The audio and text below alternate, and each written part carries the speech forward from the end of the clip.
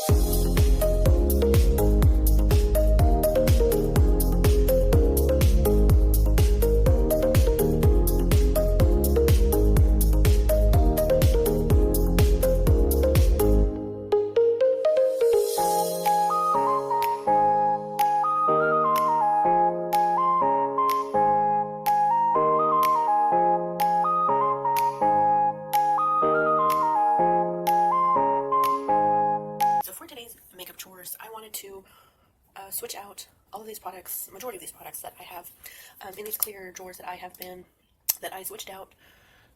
In this video would have been either like the previous clip. In real life, it's probably been like almost a week that I've had this. In my little brush cup, I want to use one of my new foundation brushes that I got from Swatches during Black Friday. I'm going to pull out this brush. This is the high def brush in F1. So I kind of do like to prepare what brushes I want to use for the most part, like foundation, concealer, bronzer, blush, all of that. And I like to kind of have those already in here, so I go through my brushes as well. So it's not my stash of basically everything. So I'm going to keep my sunscreen. I'm going to probably keep this primer in just because I don't feel like there's really much left. I got to cut this open and tell, but I feel like I am right here. I'm very low on that, so I might keep that in. This one I wanted to keep in because every single time that I'm like squishing this, I'm squishing like the very close edge of it. And I feel like I'm going to finish this, so I think I will. I think I just go ahead and do that. So, concealer is staying, brows is staying, color corrector staying. I'm going to be switching out my bronzer, the highlighter, which for some reason is been leaking. I don't know why. I didn't really have a problem with that before. My blush, so since I'm switching out the highlighter, I don't need that card to dirty things up. See, it stained my drawer. Second drawer, I don't think there's anything I want to replace.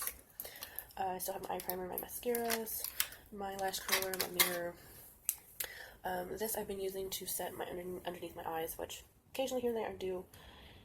I don't know, I think I'm going to take this out and wash that. And then, of course, my chapstick and then gloss that I want to use up.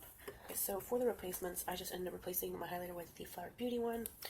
My blush is the AOA Studio in Merlot. And then I switched out the bronzer for this bronzer contour stick because this is something I want to finish up in my 6 in 2026. So I figured I should be able to finish that. This takes up a lot, so I will finish this pretty quickly.